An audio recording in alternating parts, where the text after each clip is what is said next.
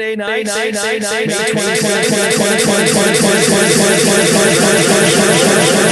take you right up until about 6 o'clock, and we're going to talk some baseball. We got baseball. We got an NBA playoff game to get to tonight as well with Matt LaMarca. Steve Buchanan is here as well. Brendan Glasheen, Eamon, and Andrew are here behind the scenes getting us up and running. So we look forward to chatting with all of you. What's that, Steve? Who cares? They don't know that. That's what the end credits are for. Go ahead. The end credits. This isn't a movie. This is a show. We make magic here. It's a movie. Okay, very good. So there's 14 games tonight in baseball. Speaking of making magic, when you look at the slate, Steve, and also why are the White Sox and the Cubs just being annoying? They can't play tonight. They want to be stubborn and play 2 games tomorrow or something, whatever they're doing. I guess they're building in an off day. But anywho, hey, Steve, when you look at the slate today, what are you looking forward to betting in baseball today? Anything to do with Shane Bieber going against the Tigers. You know, Shane Bieber coming into the season, strikeouts have dropped dramatically, kind of coincided with a little bit of sticky stuff going away. And then all of a sudden the strikeouts seem to go away a little bit, but to no fault of his own, he was playing within the rules, and now he's playing by the rules once again. Even with the sticky stuff being gone, Shane Bieber is still striking out over a batter an inning at this rate. His swing and miss rate of over 12% is better than 80% of the league. So he's still putting up some good numbers at this rate. You can get him at over under 6.5 strikeouts tonight, like the over on that one. And he's also one of the pitchers that you can use tonight. And I think he's vastly underpriced at $9K. Last time he faced his Tigers team, which was his last time out, struck out 10 through 7 innings. Not saying he's going to go out and repeat. History is going to repeat himself in this instance, but at $9K, with some of the guys that are priced higher than him that I want nothing to do with, Shane Beebs, the Beebs, man, $9K. I think he's a great spot against the Tigers tonight, who also, by the way, have one of the lowest WRC pluses in the month of May. Yeah, he's done okay against lesser competition, right? Blue Jays, not a great start. Minnesota's a decent team, so I guess he did pitch well there. Didn't pitch great against the Angels. What about you, LaMarca, when you look at the board? Betting, DFS, what jumps out at you? Well, from a betting perspective, I like the Rays tonight against the New York Yankees. And you guys know I've been all aboard the Yankees Express. Basically, every time we talk about the futures market, I talk about how the Yankees are the best team. They deserve to be the favorites right now. But the Yankees have hit a bit of an injury rough spell here, particularly with their bullpen. They've got a couple of key relievers that are on the IL at the moment, and they're taking on a Rays team with Jeffrey Springs on the mound, who I'll be honest, didn't know very much about him heading into this season, but he's been fantastic for the Rays when on the bump this year.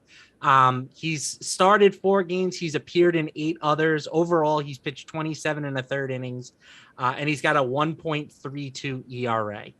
So I think that they, whether he serves as, if he goes deep into the game, which is something he's done more recently, he's given the team a bit of length, or if it's just as an opener before giving the ball to a good group of relievers, I think that this is a rare spot where I will be betting against the Yankees this season. Yeah, they moved Springs to the starting rotation, and they've started to stretch him out just a little bit. Not all that much, but capped out at 80 pitches last start. So, yeah, I'm into it. I like it, LaMarca. Springs to give this Yankees team a hard time tonight. Yankees team that was in shape to have an under hit last night, but then they scored runs late in the game to spoil that. So that's too bad if you were on an under last night. I think it's also fitting, with Memorial Day weekend here, Springs. This is the end of Springs, so you use Springs to celebrate. Wow. Okay. Wow, we are really that's coming from me. I mean, we're really stretching that out. Come on now. No, that was good. Yeah, I mean, if it hits, you can put that on Twitter later and say, "Hey, see you later, Spring." That was a good. I'll make a TikTok about it like you. Okay. There we go. Nice. Like it. Very good. Well, those are our leadoff thoughts. If you have comments, questions, concerns, we're talking some baseball. We'll save a thought from LaMarca about the Eastern Conference Finals, Celtics Heat, Game 6 before we get out of here. But we'll take anything and everything on this show. What else? What else are we looking at here on the board? Again, it's 14 games, a lot to choose from, of course. I mean, some numbers that jump out. You guys are well aware of, right, this Apple TV trend with all these runs being scored in these Apple TV games. Red Sox Orioles is game 1 of that doubleheader on Apple TV. 10 runs, the over-under. And then afterwards, we've got Angels Blue Jays. I guess it's a better pitching matchup. That's set at 8. Either of you like in on the Apple TV trend thing? I'm not buying any Apple TV trends, but I will say that, the Red Sox offense right now, I am not betting against those guys. Over their last 7 games, they are averaging just shy of 10 runs per game.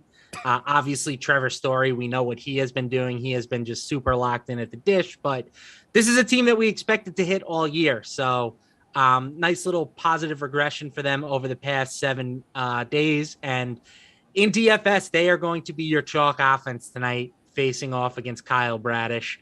So I will be underweight on the Red Sox, but it's not going to surprise me if they put up another, double-digit spot against a pretty mediocre arm.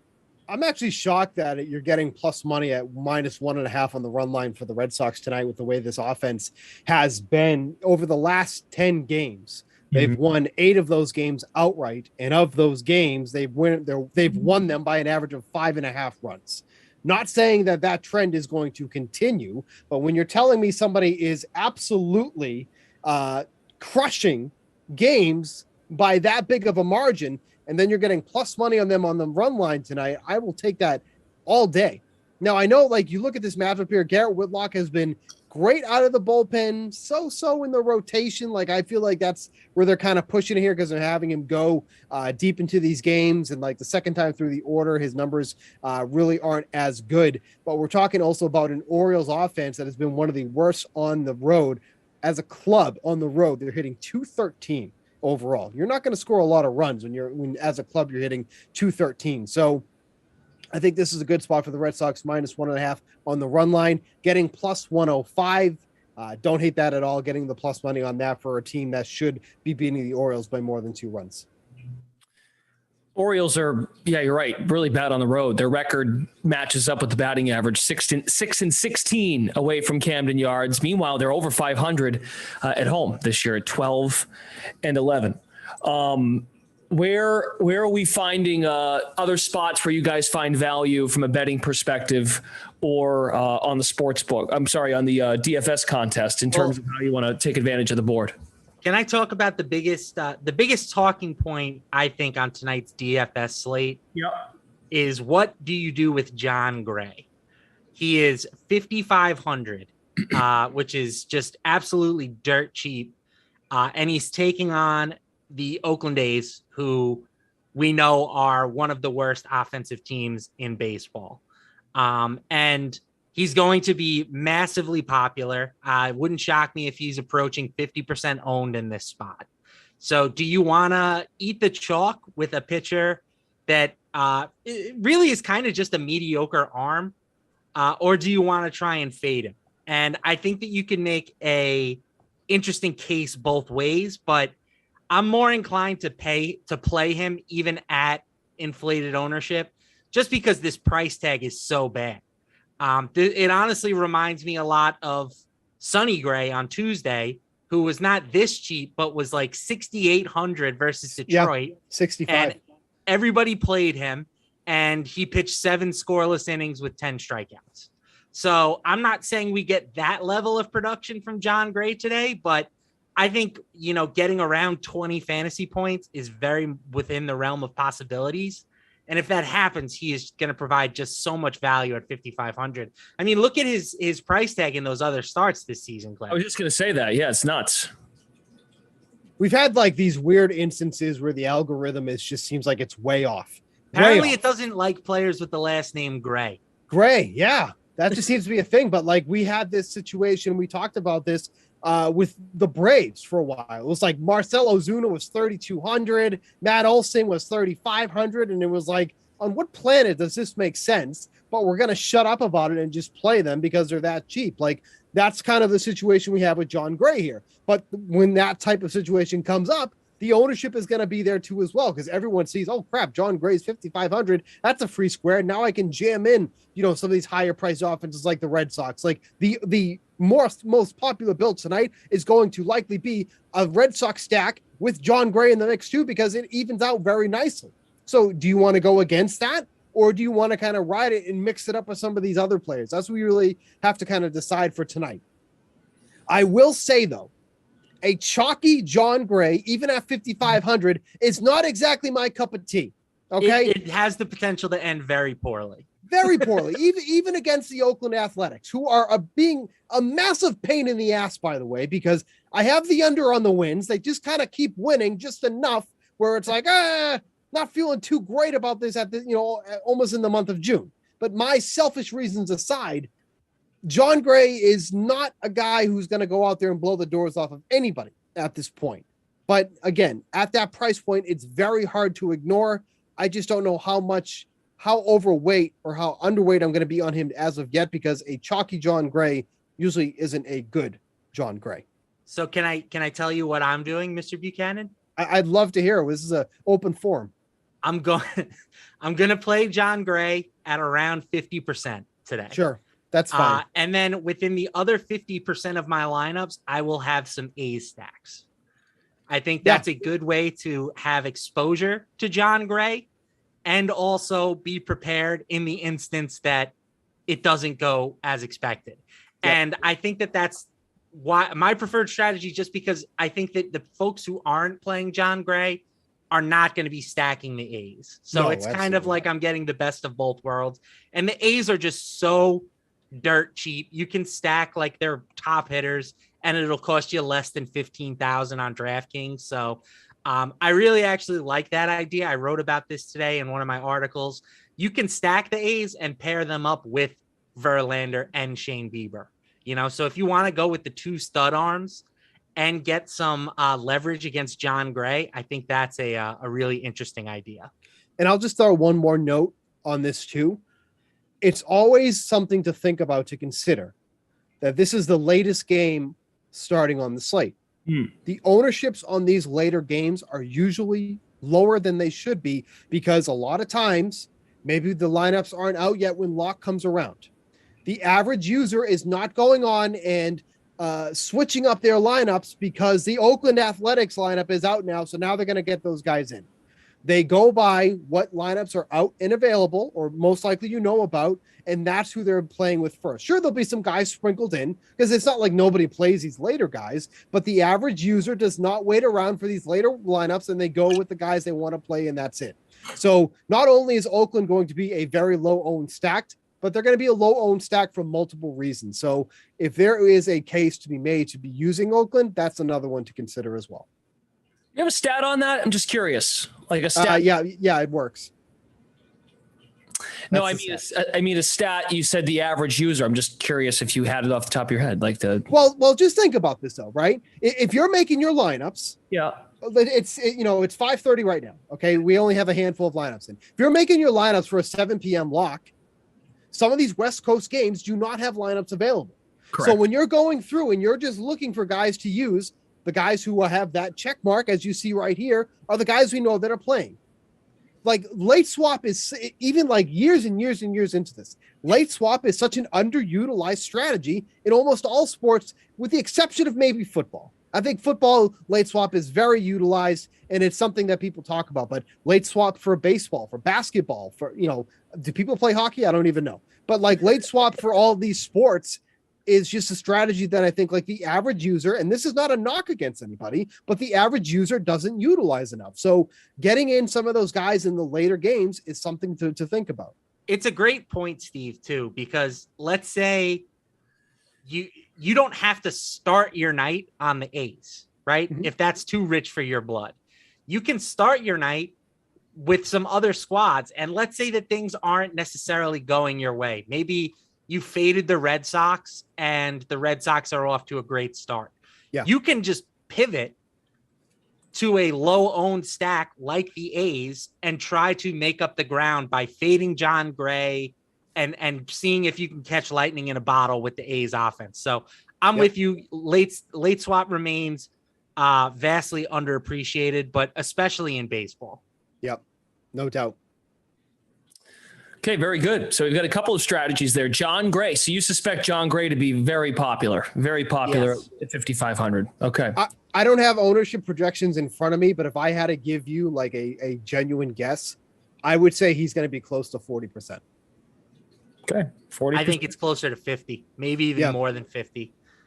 It's just too easy to go Gray plus a stud pitcher plus an expensive offense.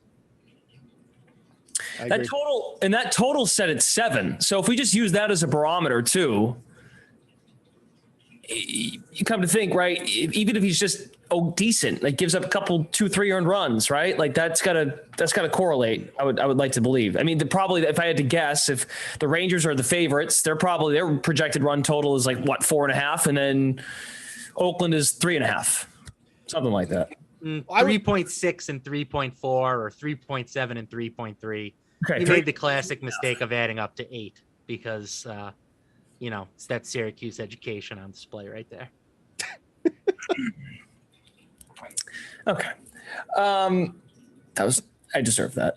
That was a low blow. I'm sorry, any Syracuse alums out there. See, now you ruined your dig because you start apologizing when it's really not. I wasn't apologizing to you. I was apologizing to any other Syracuse grads who may be listening.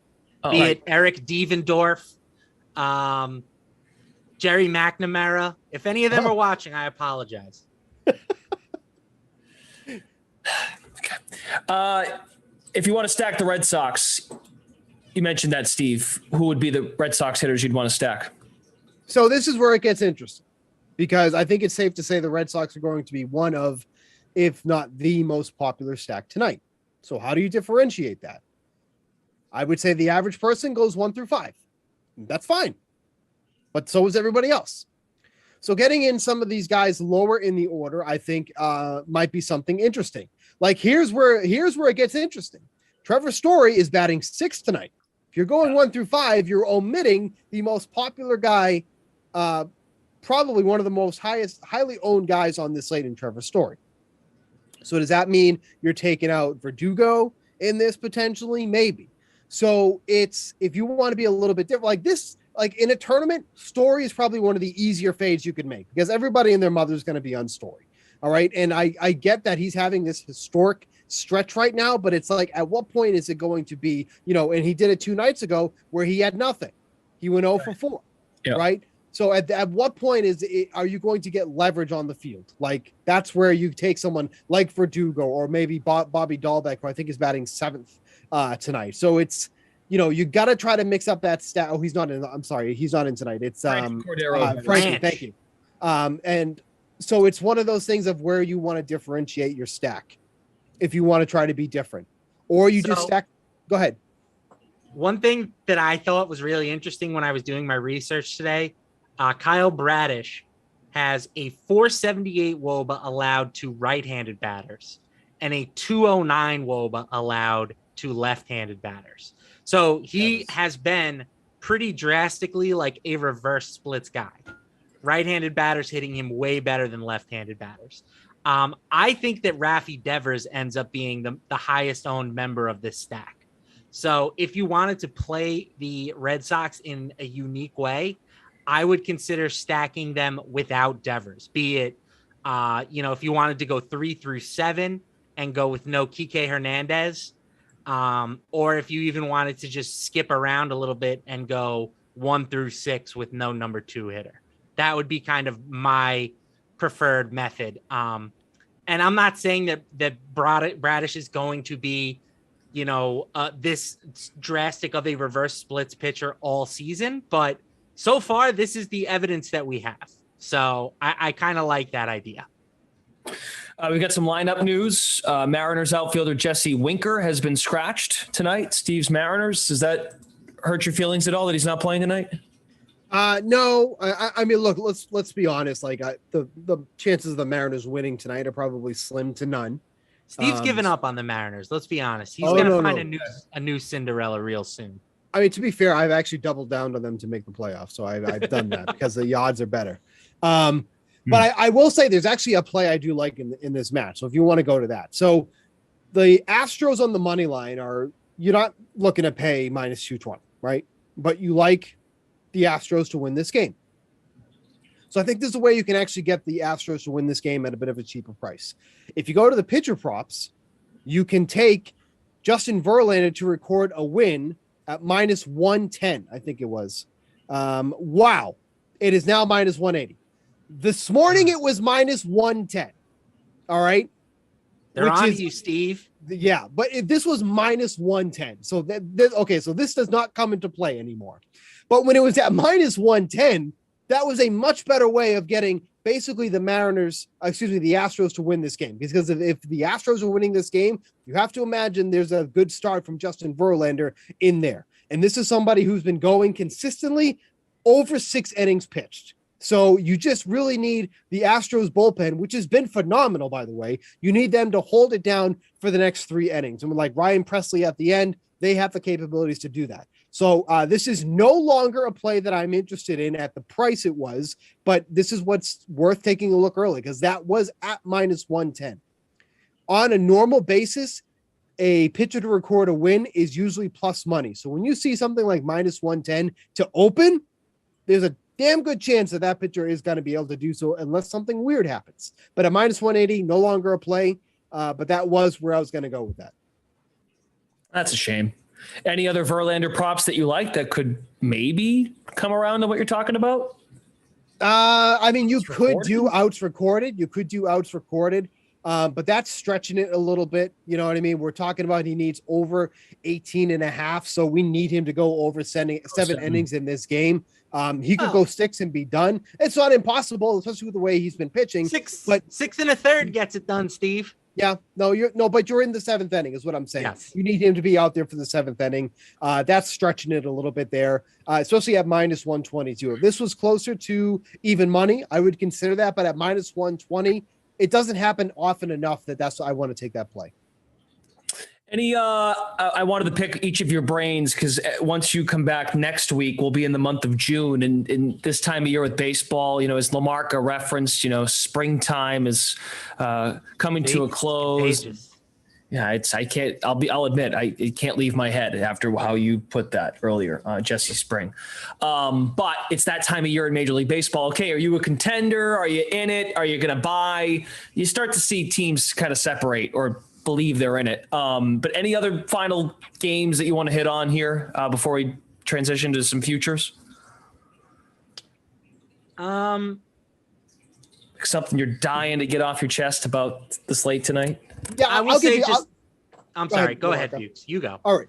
I would say I'm going to continue riding the unders in these Blue Jays Angels game. I mean, it's remarkable how bad this offense has been hitting, especially in the month of May.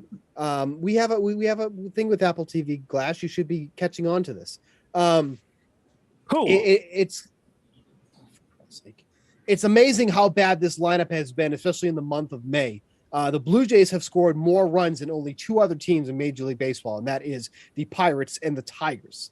So for the Blue Jays to be in that same company is remarkable. But this has been the worst team in the league at hitting the over by like a long shot. I think the over is hitting in the Blue Jays games by about 70%, which is asinine to think about. So 8 is not a great number, but you got Manoah going for the Blue Jays, who's been amazing. He's got a sub-2 ERA. I think his FIP is just over 2. And then you got this kid Chase Sissleth, I think it is, pitched very well in the minors. Hasn't pitched a ton, but when you're facing this offense at this point, almost everybody's pitching well against the Blue Jays. So who cares, right? Yeah. Glass, you could go out there with your WNBA basketball and probably strike out this team at this rate, right? That's how bad they've been. So under 8, I think is a play to make. Minus 115, I don't hate it. The joke is Siltith will be making his 3rd start, but both of his first 2 have come against Oakland. So this is really the first major league start of his career. I actually didn't even notice if you go to the main MLB page, They have a little banner with my name on it. I had no idea. Right at the top. I had no idea that was There you even. go. Steve Buchanan likes these picks for tonight. That's good. Click on that if you need some more winners. Oh, neat. The whole freaking board. Oh, that's awesome. It brings it up for you. That's crazy. That's pretty dope. That's pretty cool. That's actually Very pretty dope. cool. Did you know that? You knew about that, didn't you? You wanted me to. No, I did not know that that was on there.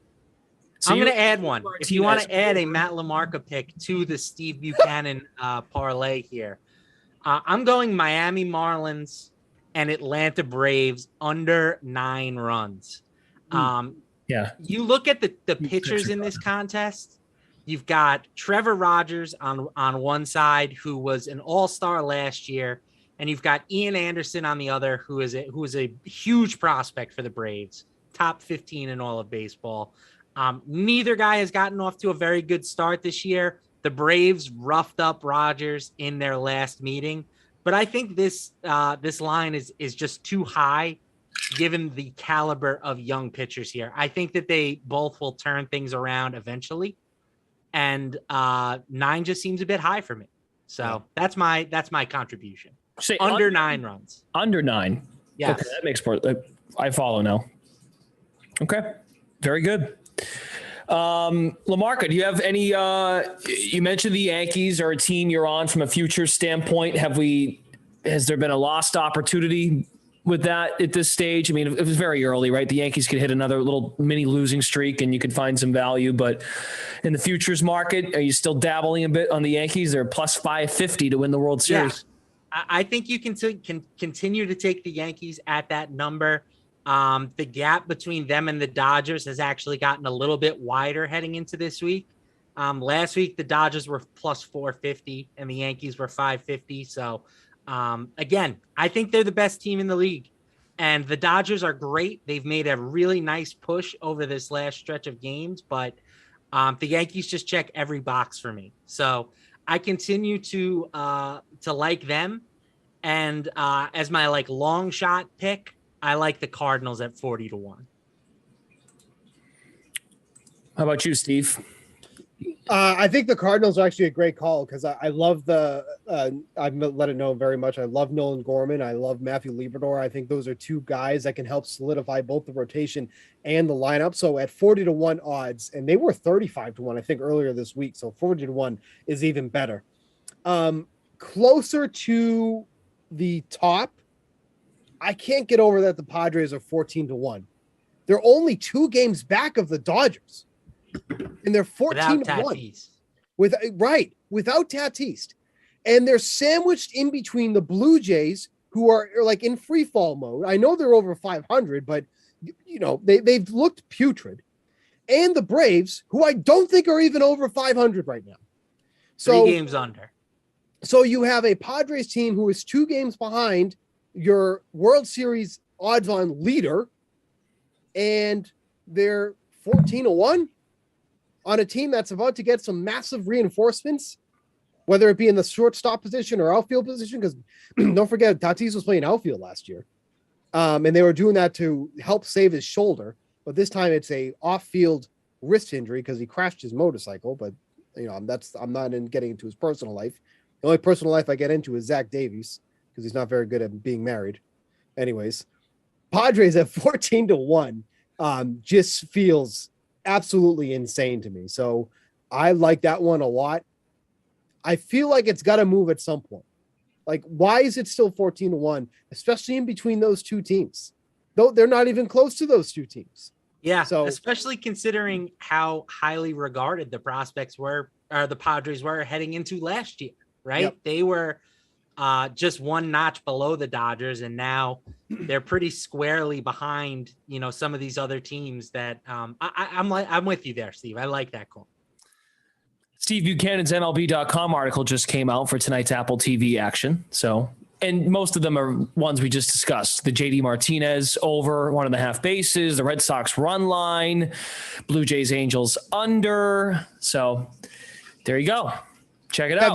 The only other one I was on there was I did take the under on Manoah's strikeouts at 5.5. Yep. I think that's just a 1 too high. And I know we're probably picking hairs here, but even though the Angels are striking out a lot, most of the strikeouts is coming from the bottom of the order. So when you start, you're facing Ohtani and you're facing Trout and you're facing Walsh. Like if those guys start getting on base quickly, because that's a really powerful top three you have to face, that's where it can get a little iffy for me. So, and his strikeout numbers have been down.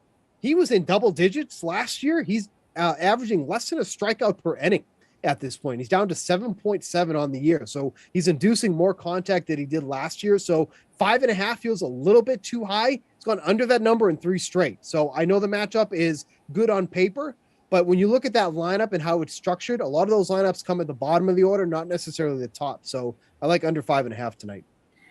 Can we take a look at the AL Cy Young odds? Sure. Is there any personal hating you have on any of these players, Matt? The AL Cy Young candidates, or? No, I haven't broken out any voodoo dolls or anything of that nature. I honestly haven't seen these because unfortunately, as a New Yorker, we're not allowed to bet them. But I think that, even though Steve just made a compelling case for under 5.5 strikeouts for Manoah, I like him at 11-1 to win the Cy Young at this point. I hope you grabbed Nestor Cortez when he was 50-1 and me and Steve talked to you about him. I hope you grabbed Kevin Gausman earlier in the year. Verlander has been like really good and he deserves to be the favorite at the moment. But I think there are a lot of like really interesting candidates this year in the AL, specifically Gausman, McClanahan, Cortez, and Manoah are the guys for me. Cortez, yeah, you've lost all value, right? At this point, I mean, I guess. At this point, I think Manoah is your best value because again, his numbers on the year are very similar to Verlander's, and one of these guys is 40 years old, and the other one is in his early 20s. I'll bank on the young, like big boy who's built for the summer. I'll take that over a 40-year-old who's missed the past 2 seasons. Big boy for the summer. Let me just add this thick. too. Have you seen Alek Manoah? My man is thick. Yeah, he's a boy. Yeah, that's a workhorse right there. Right. I will say though, so like, yes, you lost the value on Cortez. I'm not scoffing at 9-1 though either, because I do firmly believe that for as good as Verlander has been, he's not going to end up winning it when it all comes down to it. So because he's the favorite, you're getting a better price on the rest of the field. So Cortez at 9-1. Yes, you could have got a much better number a long time ago, but he continues to impress, and that number is going to keep falling. So you're not getting 50-1, but would you be upset if you cashed a 9-1 ticket? Probably not, right? So I have no issue taking it now, but I do agree with Lamarca. Like there isn't a ton of value left considering where he was. But if Nestor Cortez wins the Cy Young Award, Brian Cashman should get a statue out in Mount Monument Park. What this guy does every year, like just taking these players and recycling them. Like, how about Clay Holmes this season? The guy had like a 5 ERA pitching for Pittsburgh. Yeah. And this season, he has been nothing short of the best relief pitcher in baseball. I don't know how he does it. He's a wizard. He's a magician. The Yankee fans who are constantly calling for this guy's job are idiots. That guy is the best general manager in the game. And not only that, with the way Chapman has been lately, you could I don't think you really had a guy who could step into that role. The way that Holmes has been pitching, I'd trust him to close games for me. Are you kidding? I would trust him more than Chapman at this point. Chapman do it every year, Steve. Yep. Every year. Luke Voigt, DJ LeMahieu. It doesn't matter. He's constantly taking pieces that other teams don't want and unlocking them. And I don't know if it's him, their player development, but he's ultimately the guy that makes the decision, so he gets the credit in my book. Ottavino a couple of years ago when he came from the Rockies. Yep, definitely. Verlander is also just another example of a guy coming back from Tommy John, stronger than ever. So it's like hard to even make the argument, he's 39. Like, what if he doesn't make it through the season? I mean, I don't know. He's outside of the 8 starts he had last year, the year before, 2020, I don't even count that season, but 2019, 21-6, he made 34 starts. I mean, he's no question deservingly the favorite, but say, I don't know, what if they try to manage him down the stretch if they build a lead, but they're only up 2.5 games on the Angels. All right, before we go, we got a couple more minutes. LaMarca, Celtics Heat, is this over tonight or what? If they don't get it done tonight, I'll be disappointed. Everyone thinks Boston's winning this tonight, right? I mean, the Heat are just so banged up. I was watching them the other day and it felt like they were missing 3 people. I know they didn't have Tyler Hero, but I was like, who has scored the ball for this team all year? Because Kyle Lowry, seriously, honestly, I wouldn't play him. I would start Gabe Vincent if I was running the Heat at this point. I know they've already said Kyle Lowry's going to start today. Maybe he's healed up a bit, but he has been terrible the last 2 games. Max Strus all of a sudden can't find water. He can't hit water if he fell out of a boat. I'd start Duncan Robinson. So I don't know where the scoring is coming from Miami at this point. If Jimmy Butler hasn't gotten healthier in 2 days, which again, he says he's not hurt. My eyes tell me different. He has not been nearly as effective since suffering that knee injury. I think that the Celtics should win this game very comfortably. And it sets up a really good series with the Warriors. I know we've had a ton of blowouts this postseason. That's been the talk. All the talk has been about how horrible the refs have been and how uncompetitive the games have been. But I'm hoping that a series with the Celtics and the Warriors will leave a good taste in everybody's mouth because they're 2 really good basketball teams. There's some great potential storylines. Either with the continuation of the Warriors dynasty or possibly the birth of a new dynasty and, the payoff of all those years of waiting with Danny Ainge and, not cashing in their chips when a lot of people, myself included, gave them a lot of flack about not being more aggressive, pursuing trades for Anthony Davis, pursuing trades for Paul George. And at the end, Danny Ainge was 100% right. Jason Tatum is better than those guys, plus whatever else they would have had to give up to get one of those star players. I think Ainge wanted those players though. Anthony Davis did, but he was not going to pay more than what he wanted to. And that never included Jason Tatum. That's fair. I think you're right, though. I mean, really, since the Bridgie Celtics, when they drafted Brown and they had Avery Bradley, Isaiah Thomas, like their games, go back and look, their games head to head with Golden State they've played Golden State really well. Like they've just been entertaining, very, very good basketball games. When you go back to 2016, 17, no matter who's on the roster for Boston, the Warriors have had Curry, Thompson, and Draymond Green since. But they've played in some really competitive, fun games. I'm not sure about the Durant years, but do you think Boston covers 8.5? I guess is the way we can get out of here. The way that things have gone this postseason, there's no reason to think that they can't cover 8.5. Like every game has been decided by double-digit points. So I'll lay the 8.5 with Boston. I do think that Miami is a team that has kind of been underrated all year, and they're definitely gamers, right? Like Jimmy Butler is known for coming up big in big spots, but I just think that with all the injuries that this team is going through right now, it's too much to ask against the best defensive team in the league, and a team that's kind of coming into their own, right? Like Jason Tatum, him becoming like a full-fledged, full-blown superstar has been enjoyable for me to watch, right? Because his last game, he did not have it going offensively. He was 7 for 20 from the field. So what did he do? He pulled down 12 boards. He handed out 9 assists. He played a complete basketball game, and the Celtics were able to pull away late. I just think that maturity from him, and yes, he still is prone to having the clunker from time to time, but that's why he is now a no doubt, no question, top 10 player in the league. Okay, last thought. It's I know you like the Celtics, but who scores for Miami? Like, is Bam Adebayo? He has to do something, right? Like, this is they're gonna need for the future of the franchise. I think the Heat formula for tonight is they have to get a fluke game from someone like Duncan Robinson, Max Strus, or heaven forbid, Victor Oladipo. If one of those guys can knock down like 5+ 3-pointers, then I think the Heat have a chance. But that's really the formula. They need one of these guys who have been missing shots all series to start coming up big. Yeah.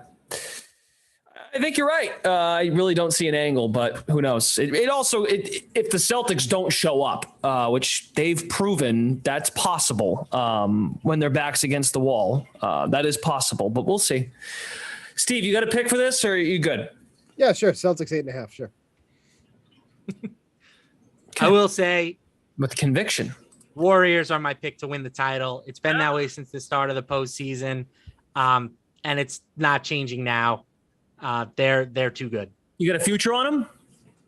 I do. I got them at around 5.5 to 1. I have a future on the Celtics too, so I'm covered either way. But I may shift more onto my position with the Warriors. When did you get in on Boston? What part 20 of the to year? 1. No. Oh, wow. Okay. Yeah. So you got them. Yeah. You got them probably February? Yeah. On the earlier side, Greg Ehrenberg, former DraftKings guy, go follow him on Twitter. He has a ticket on them at 60 to 1. Wow.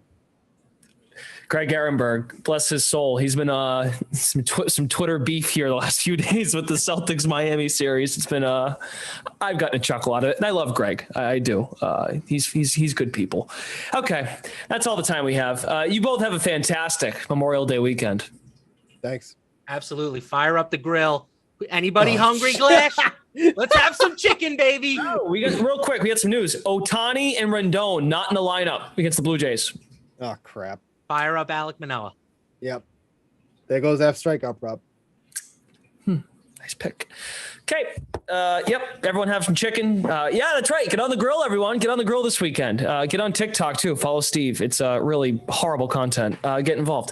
Thanks to Eamon and Andrew. For Steve Buchanan, Matt LaMarca. Check out those games tonight in MLB on Apple TV. Should be fun. See you, everybody. Have a great weekend.